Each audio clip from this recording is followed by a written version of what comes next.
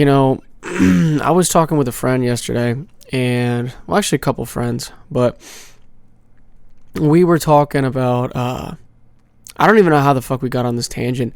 We started talking about dreams, and I had talked about the two dreams that I had.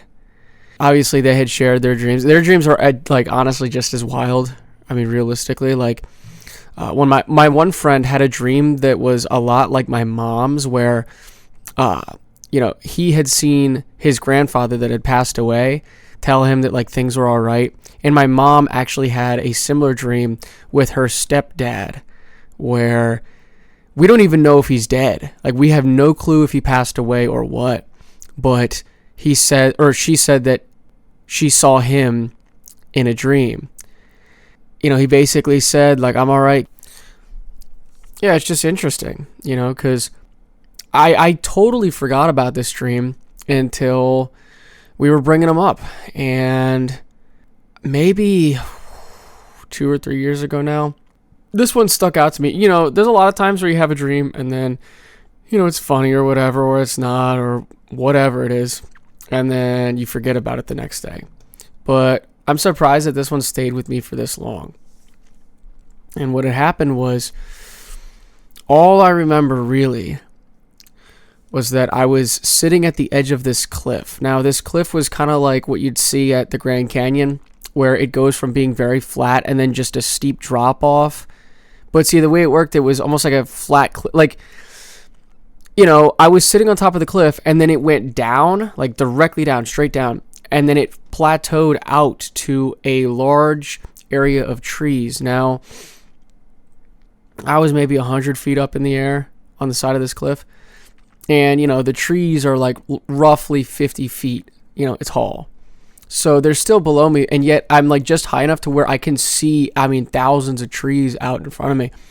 But I couldn't see the bottoms of the trees. I could only see the tops. And every time the wind blew, there were like voices, right? Like people like saying stuff. And I didn't necessarily get the vibe that it was negative in nature, but it was mixed. It was like every so often you'd hear something somebody said, but it wasn't like none of them were saying things that were good necessarily. Like they weren't like, encouraging or whatever, but the voices were all just saying stuff that was not necessarily monotonous, but like not my tea.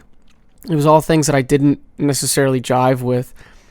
And I remember sitting there being like, I am separate from whatever's happening down below. And it was an overcast. So like, when you get a real thick overcast and it's gray, like the whole sky is like a deep gray and you really can't see anything. It was like that.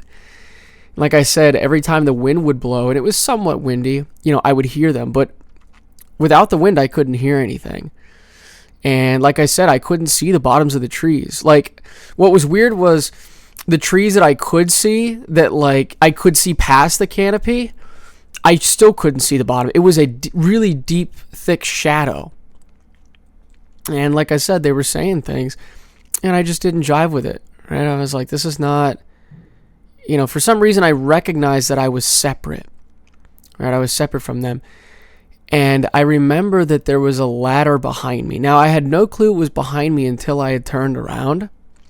And it had reached up into the clouds. And the part where it reached into the clouds was a light, right? It was almost like an opening within the clouds.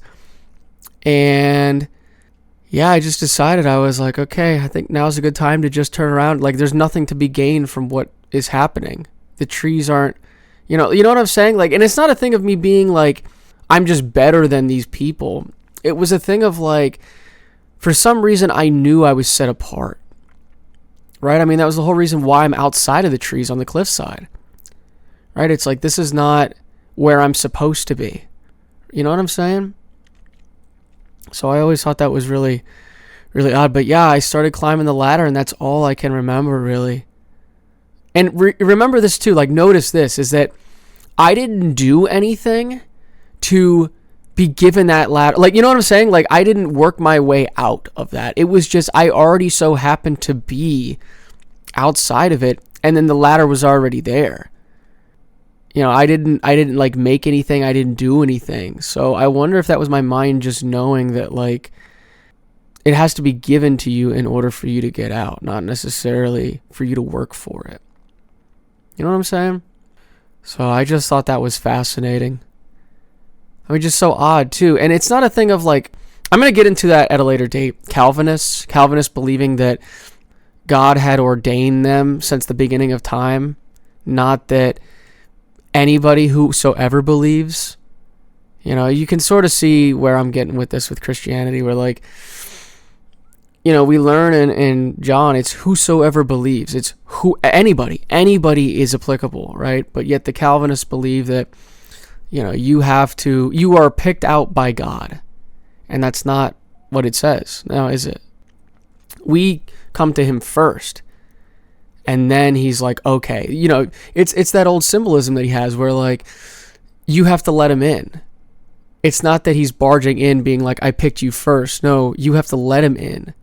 And then he will do those things. Yeah, I don't know.